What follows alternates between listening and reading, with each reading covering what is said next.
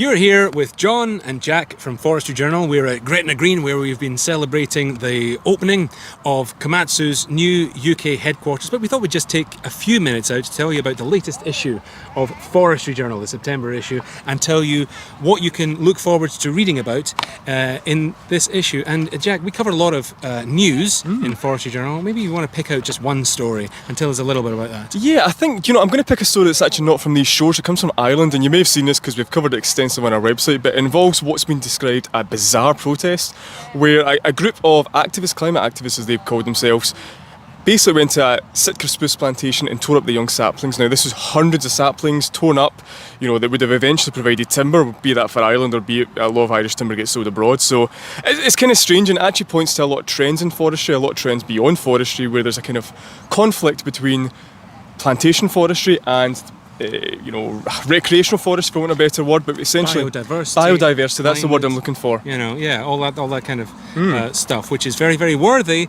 But there's an argument certainly to be made in favour of productive forestry. Yeah. And one person making that argument is Dr. Terry Mabbutt, who in his opinion column this month writes about says forestry needs to know where its enemies lie. And when he's talking about enemies, he's talking really about the media and the media portrayal of forestry, productive forestry, in the mainstream, and how this affects the perception of forestry among the public and among politicians. And it's quite an angry piece, quite an interesting piece, taking a look at a few different articles, but also a very interesting piece which I think a lot of our readers will certainly identify with, the frustration that comes out of it. Yeah, and if people wanted to read this, Sean, how can they do that? Well, the best way to read Forestry Journal, I think, is to get it delivered to your door each month, and you can do that by going to forestryjournal.co.uk/subscribe and subscribing for the low price of £75 per year. And if you do that now, you'll get a free Hogs of Fife fleece thrown in. You can, of course, subscribe to the digital edition if that is your wish. £56 for the year. Yep. That was a nice natural segue. And then moving on to another topic. The bread and butter of what we do at Forestry Journal is covering events like Treeline Woodlands hosting of the Fieldwoods recent open days north of the border. This was at Baddingsgill Farm, where visitors got to see a whole range of machines and equipment in action, where they're designed to be. You're talking Valtra, you're talking Merlot, you're talking Wackernoosen, the Splitter 400, is it, if I remember correctly? Splitter 400, stunning machinery, getting to see it actual in its actual environment, which is, let's be honest, that's what we all want to do. You can look at it in a factory, but it's never quite the same. Uniforest, a lot of great brands. Yeah, and we have full coverage in the September issue. Talking of machinery, someone you got to visit was Michael Fahy, the owner of MF Tree Services over in Ireland. Can you tell us a little bit about him? Yeah, now Michael is a man who, I think he bleeds forestry, to be honest. Come open, there'll be trees coming out. He's been involved in forestry in some capacity for 50 years, starting back when his mum bought him a wee Panther chainsaw. Right. I think it was £18, £12, whatever it cost, to now where he has his own company. They're involved in forestry, they harvest, they have several John Deere models, several Komatsu models. They also are involved in the ARB side too. He's got green mech, he's got various machinery there. It's pride and joy, and I was lucky enough to spend time in his yard, but his pride and joy is an old county tractor, which is an absolute beaut that he actually was sent over to England to get done up. Now, have a wee read at that. You'll get his opinions on forestry in Ireland, get his opinions on forestry in general, what we can do to attract more young people, which is actually a theme certainly a theme going through the magazine, isn't it, John? Yeah, how to attract more young people into the industry. We do feature, I guess you would say, a young person, 19 years old when you spoke to her, Hannah Munro, who's always been interested in forestry, and now is a young forester. Yeah, she's working in an estate in Fife. Now, she's our latest candidate, I suppose, for want of a better word, in our Women in Forestry series. We launched this year. It's exactly what it says in the tin. We want to give more say to more voices and diverse voices in forestry, and Hannah's a perfect example of that. She's jumped in at the chance to work in forestry with both feet.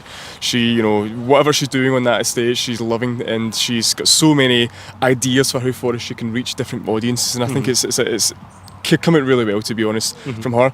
And she's someone who's making her way through the industry. A brand which many people will know, people who've been involved in forestry for however long, is Rainbow.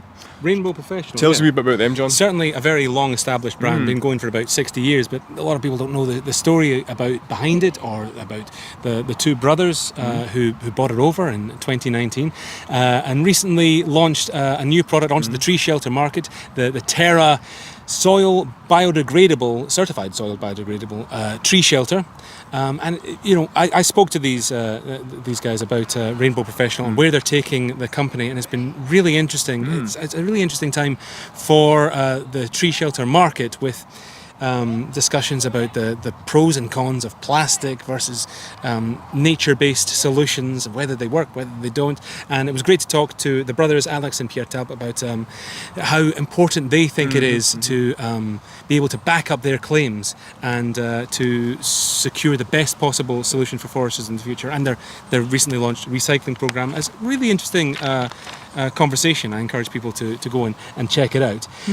Now, something else we do in Forestry Journal every month, we have the Buyer's Guide, which focuses on a specific area of forestry and a product therein, and tells you all the basic need-to-knows that you need to know about the current products on the market. And what was our focus this month? So this month it was forestry workwear and boots, which involved a number of brands which you'll be familiar with, such as Husqvarna, Ariat, Stihl. Also involves some you might be less familiar with too, but I think it's a good read. It certainly touches on a lot of points, a lot of important points. Listen, we need to protect ourselves in forestry. That's one of the main things there.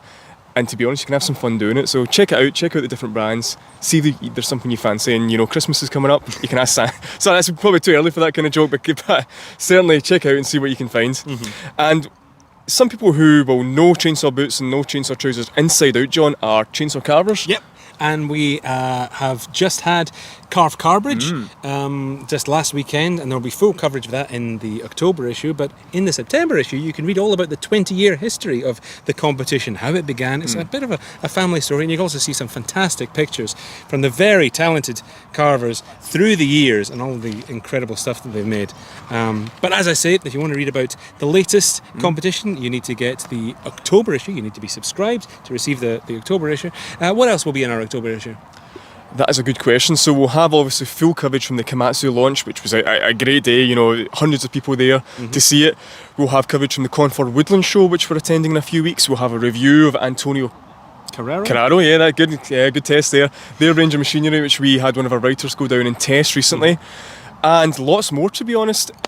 If you want to find out, get the magazine, and it's all there. And we'll be back probably next month with a similar kind of video. But yeah, going to be lots for you guys. It's exciting time for forestry, and we're excited to see what comes up. Yep. And if you want to be part of the Forestry Journal family, again, go to forestryjournal.co.uk/subscribe.